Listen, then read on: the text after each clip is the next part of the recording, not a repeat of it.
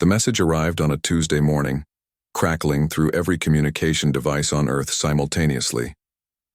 Admiral Sarah Chen was drinking her coffee in the command center of Luna Station when every screen in the room blazed to life with alien symbols that somehow, impossibly, everyone could understand. People of Earth, the voice spoke in perfect English, though the words seemed to form directly in their minds. You are summoned to appear before the Galactic Council. Your species has been deemed worthy of judgment. Sarah set down her coffee with trembling hands. Around her, technicians stared at their screens in stunned silence. This was it. First, contact. But something about the tone made her stomach clench with dread. The holographic image that materialized showed a creature with 4 arms and skin, like polished obsidian. Its eyes, all 6 of them, regarded Earth with what could only be described as contempt. I am Counselor Vextar of the Dominion Empire. In 72 of your hours, a representative will present your species for evaluation.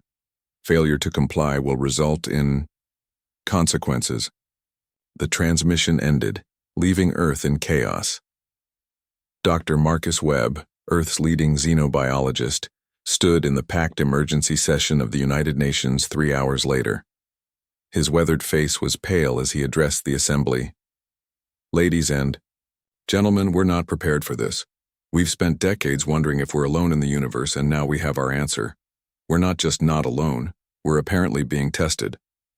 President Harrison of the Global Federation leaned forward. What kind of test, Doctor? Unknown. But the language they used. Judgment. Consequences. This doesn't sound like a welcome wagon. In the back of the room, Captain Elena Vasquez of the Earth Defense Force felt a chill run down her spine. She'd spent 15 years protecting Earth from theoretical threats. Nothing had prepared her for this. The next 72 hours passed in a blur of frantic preparation. Humanity's best scientists, diplomats, and military leaders worked around the clock. But how do you prepare to represent an entire species when you don't know the rules of the game? As the deadline approached, the sky above New Geneva began to shimmer. A massive structure materialized, a ship that dwarfed anything humans had ever built. It was beautiful and terrifying, all flowing curves and impossible geometry that hurt to look at directly. Sarah Chen, now appointed as Earth's military representative alongside diplomat Ambassador Liu and scientist Dr. Webb, stood on the teleportation pad they'd hastily constructed. Her hands were steady, but her heart raced. Whatever happened next would determine the fate of every human alive. The beam of light engulfed them, and Earth fell away. Chapter 2. The Council of Contempt. The Council. Chamber was a monument to alien arrogance. It stretched impossibly high, filled with beings that defied description. Some floated in crystalline pods, others stood on legs that bent the wrong way, and a few existed as pure energy contained in geometric forms.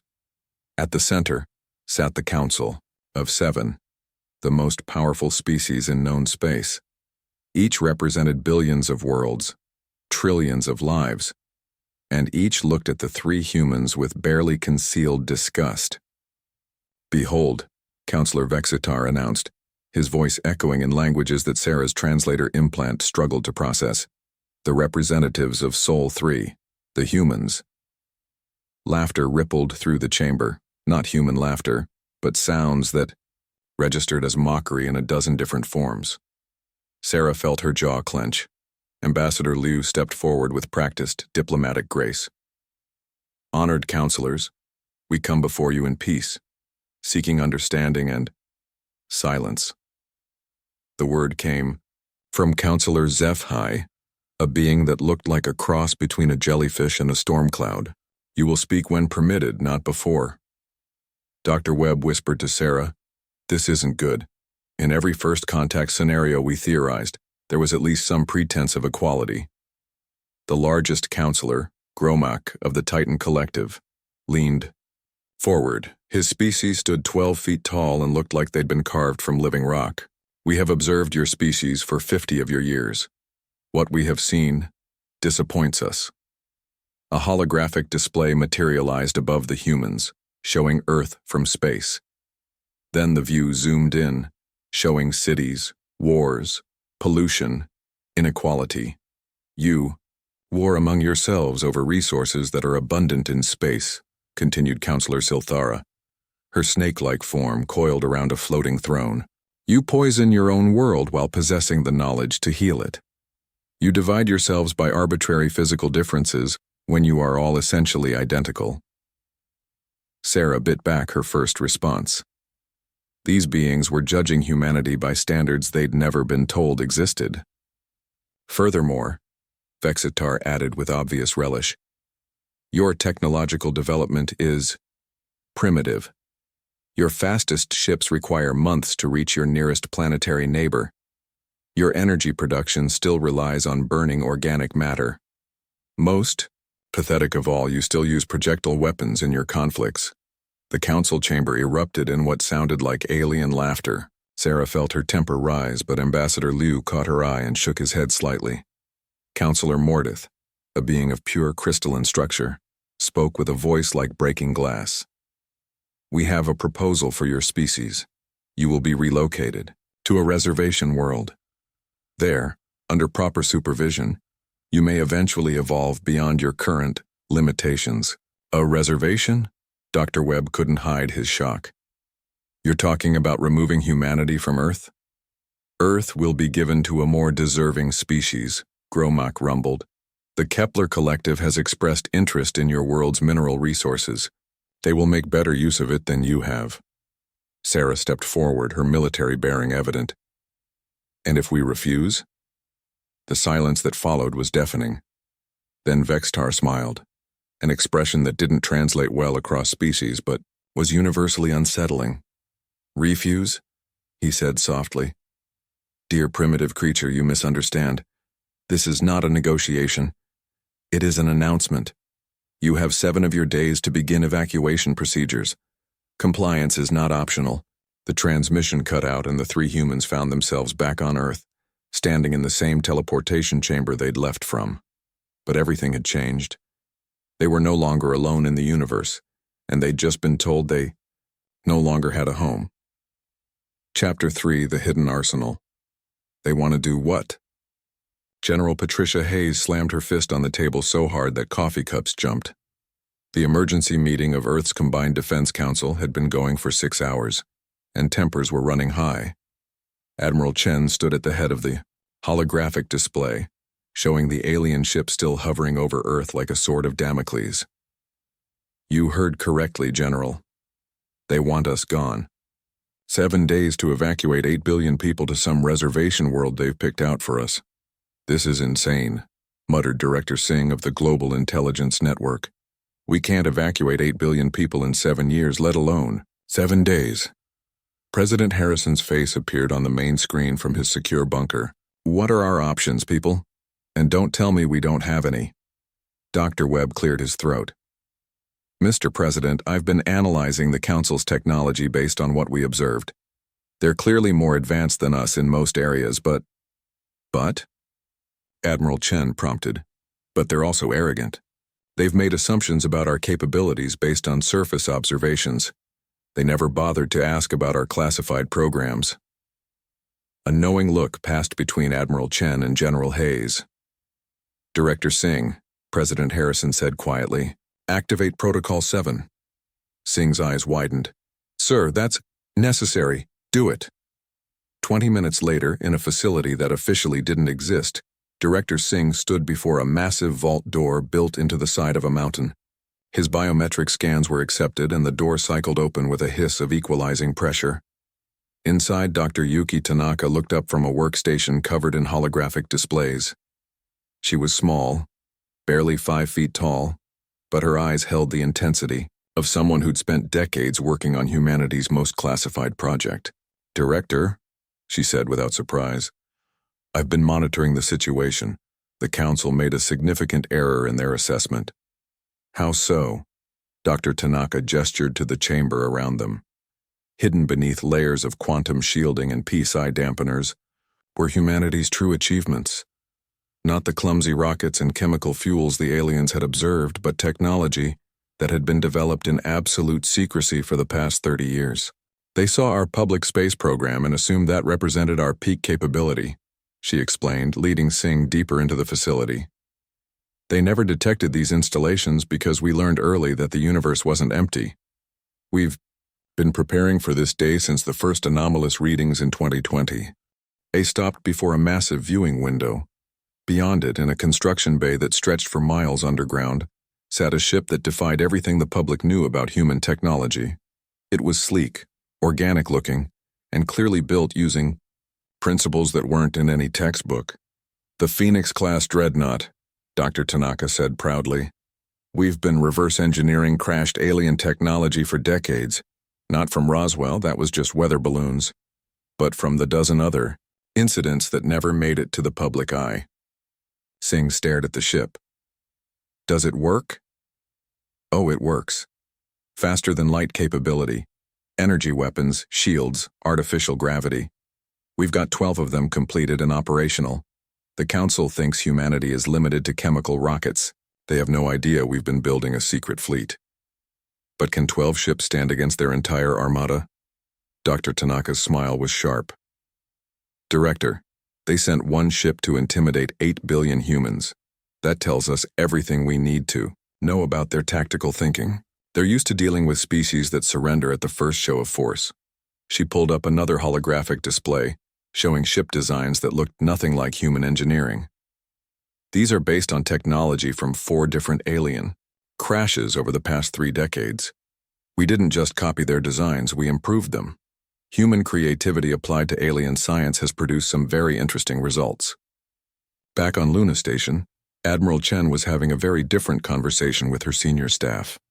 Captain Vasquez stood before a wall display showing the alien ship's energy signatures. Admiral, I've been thinking about the Council's behavior, Elena said. Something doesn't add up. Explain. They claim to have been observing us for 50 years, but they missed our moon colonies, our asteroid mining operations, our defense platforms. It's like they only looked at Earth itself and ignored everything we've built in space. Admiral Chen nodded slowly. You're right. They see surface cities and assume that's all we have. They never detected Luna Base, Ceres Station, or any of the outer system installations, which means their surveillance is either very limited or very focused. Either way, it's incomplete. Elena pulled up a tactical display showing the positions of every human installation in the solar system. There were far more than most Earthbound humans knew about. The secret space program had been busy. Admiral, what if we're approaching this wrong? What if instead of seeing this as humanity being judged by superior beings, we see it as a potential enemy making a serious intelligence failure? The Admiral's expression hardened. Continue that thought, Captain. They sent one ship to cow an entire species. That's either supreme confidence or supreme stupidity. Given that they missed most of our actual infrastructure, I'm leaning toward stupidity. Admiral Chen walked to the viewing port and stared out at Earth, blue and beautiful and threatened. Captain, how long would it take to mobilize the defense fleet? The public defense fleet? 6 hours? The real defense fleet? Already mobilized, Admiral. We started moving assets the moment the Council's message was received. The Admiral turned back to her staff. Ladies and gentlemen, I think it's time the Galactic Council learned that humanity doesn't surrender easily. And more importantly, that they severely underestimated who they were dealing with. Chapter 4, Earth's True Response. The Council's ship hung in Earth's sky like a dark omen for 6 days. News channels around the world showed endless footage of panicked evacuation attempts while governments struggled to maintain order. To any observer, humanity appeared to be a species in chaos, desperately trying to comply with an impossible demand. Councillor Vextar stood on the bridge of his vessel, the Dominion's Fury, watching the pathetic attempts below with amusement. His tactical officer, a 4-armed sectai, approached with a report. Councillor, the humans are attempting to evacuate approximately 12 million individuals. At this rate, they will relocate perhaps 50 million before the deadline expires. Leaving over 7 billion to face the consequences, Vextar said with satisfaction. This will serve as an excellent example to other primitive species. Sometimes, fear is more effective than diplomacy. What Vextar didn't know was that the evacuation he was observing was carefully orchestrated theater. Every ship leaving Earth was indeed full of humans, but they weren't fleeing. They were taking positions. Aboard the hidden dreadnought Defiance, Captain Elena Vasquez ran through final system checks with her crew. The ship was positioned in the shadow of Ceres, invisible to the Council's sensors and ready to move. "All stations report ready, Captain," her XO reported. "Very good. Status of the other ships?" "Phoenix Wing is in position at Jupiter's L4 point. Retribution is holding near the asteroid belt. All 12 ships are powered and ready." Elena nodded. The next few hours would determine whether humanity remained free or became the galaxy's newest subjugated species.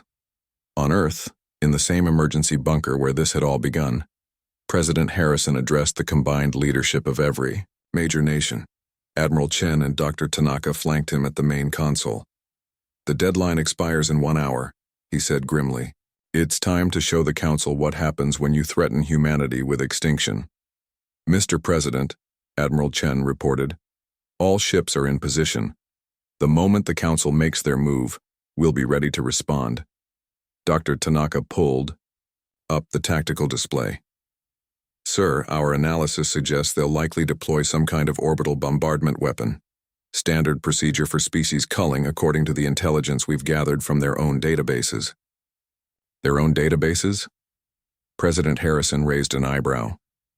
"We've been inside their computer systems for the past 3 days," Dr. Tanaka said with a slight smile. "Turns out, their cybersecurity is optimized for threats they understand. They've never encountered human hacking methods." On the Council ship, alarms suddenly began blaring. Vextar spun toward his communications officer. "Report." "Sir, we're receiving a transmission from the planet's surface. It's addressing us directly." The main screen activated, showing President Harrison sitting calmly at his desk. Behind him, the flags of Earth's nations hung in perfect order. "Counselor Vextar," the President began, his voice carrying across space with crystal clarity. "I am President Harrison of the Global Federation of Earth. I have a message for you and your council," Vextar snarled. "How did they penetrate our... You arrived at our world 6 days ago and demanded we abandon our home. You judged our species based on incomplete information and found us wanting. You assumed we would surrender because that's what primitive species do when faced with superior force." The President paused, his expression hardening. "You were wrong." Suddenly, space around the Council ship began to shimmer. 12 massive vessels decloaked simultaneously, surrounding the alien ship in a perfect sphere formation. Each human ship was larger than anything the Council had expected from this primitive species. On the Dominion's Fury, chaos erupted as sensors screamed warnings about multiple weapon locks. "Sir!" the tactical officer shouted. 12 vessels have appeared. Energy signatures are... How is this possible? Their technology readings are off the charts." Vextar stared at the display in disbelief. The ships surrounding him were clearly human in origin. He could see the distinctive angular design philosophy, but they were impossible. Humans were supposed to be limited to chemical rockets and primitive weapons. President Harrison's voice continued from the main screen. "For the past 30 years, Counselor, humanity has been preparing for this moment. Not because we knew you, we're coming specifically, but because we learned early that the universe is full of species who believe might makes right." Admiral Chen appeared beside the President. "We've been inside your ship's systems for 3 days, Counselor. We know about your culling protocols. We know about the reservation worlds. We know about the dozens of species you've relocated or eliminated." Dr. Tanaka stepped into view. "We also know about your weaknesses. Your ship's shield generators are vulnerable to rotating frequency attacks. Your weapons are optimized for fighting species with energy-based defenses, not kinetic-based ones. And your tactical thinking has grown stagnant after centuries of facing opponents who surrender immediately." Captain Vasquez's voice came over the communication channel from the Defiance. "Counselor Vextar, this is Captain Elena Vasquez of the Earth Defense Force. You have 30 seconds to power down your weapons and prepare for boarding. This is your only warning. Vextar's pride overrode his growing fear. You dare threaten the Galactic Council? We represent thousands of worlds. Your pathetic species will be crushed like... His words were cut off as every human ship simultaneously fired warning shots. Beams of coherent energy lanced past the Council ship, close enough to make the shields flare but not close enough to cause damage. The message was clear. We could have destroyed you, but we chose not to. The 20 seconds, Counselor, Captain Vasquez said calmly. On the bridge of his ship, Vextar faced a choice no council member had faced in over 1,000 years. Surrender or fight a battle he suddenly wasn't sure he could win. Sir, his tactical officer whispered, their energy signatures. Some of their weapons are using our own technology. How did they? 15 seconds. Vexitar looked around his bridge at officers who had never faced real combat, only participated in the intimidation of lesser species. His ship was powerful, but it was alone and surrounded by 12 vessels that had somehow managed to hide their true capabilities from the greatest intelligence network in the galaxy. 10 seconds. The counselor's hand hovered over his weapon controls. One shot would start a war that would determine whether humanity joined the ranks of council subjects or proved they deserved a different kind of respect. 5 seconds. Vextar closed his eyes and made his choice. This is Counselor Vextar of the Galactic Council, he said through gritted teeth. We will comply with your demands. The weapons powered down. On Earth, President Harrison allowed himself a small smile. Welcome to the real first contact, Counselor. Now let's discuss what happens next. Epilogue. A new balance. 3 months later, Ambassador Liu sat across from Counselor Vextar in a conference room aboard the newly constructed diplomatic station at the edge of Earth's solar system. The aliens' posture was very different from their first meeting. Respectful, cautious, and notably lacking in arrogance. The Council has agreed to your terms, Vextar said, his tone formal but no longer dismissive. Humanity will be granted full membership status with all the rights and responsibilities that entails. Liu nodded diplomatically. And the reservation worlds? Will be discontinued. The species currently held there will be offered the same choice we're offering you. Membership or independence, but no more forced relocations. Dr. Webb leaned forward from his position at Liu's side. Our xenobiological research teams are prepared to assist with the transition. Some of those species may need medical support after generations in artificial environments. The Council appreciates the offer, Vextar replied, and there was no sarcasm in his voice. The past 3 months had taught him that humanity's capacity for both warfare and compassion was equally formidable. Admiral Chen's voice came through the communication system from Luna Station. Counselor, we're prepared to share selected technologies as a gesture of good faith. Our shield harmonics research might be of particular interest to your defensive systems division. And our cybersecurity protocols, Dr. Tanaka added with a slight smile. I believe your information systems could benefit from some updates. Vextar actually managed what might have been a laugh. Yes, I suspect they could. Your species has a talent for finding vulnerabilities we didn't know existed. Captain Vasquez, now promoted to Admiral and commanding the new Joint Defense Force, appeared on the screen from her flagship. The important thing is that we move forward as partners, not adversaries. The galaxy is big enough for all of us. As the meeting concluded and Vextar prepared to return to the Council with news of the new accord, he reflected on how dramatically things had changed. The species he'd come to judge as primitive had instead judged him and found his methods wanting. Humanity hadn't just defended their world, they'd forced the entire galactic power structure to evolve. On Earth, President Harrison stood in his office, looking up at the stars that no longer seemed quite so distant or quite so threatening. His communications officer knocked and entered, with a report. Sir, we're receiving first contact requests from 17 different species who heard about our diplomatic success with the Council. They're interested in establishing direct relations with Earth. Harrison smiled. Schedule them. All of them. and make sure Admiral Chen has enough ships to escort our diplomatic missions. Something tells me humanity is about to become very popular in certain galactic neighborhoods. Outside his window, the lights of human cities twinkled in the darkness, but now they were joined by the running lights of ships from a dozen different worlds. Earth had become not just humanity's home, but the nexus of a new kind of galactic diplomacy, one based on respect rather than fear. The Council had insulted humanity by assuming they were weak. Earth had responded by proving that strength and wisdom could coexist, and that sometimes the species you underestimate are the ones most capable of changing everything. In the vast darkness of space, other species watched and learned. The age of forced subjugation was ending, and a new era of genuine cooperation was beginning, all because humanity had refused to surrender their home, and had proven that even the mightiest councils could be taught to listen. The end.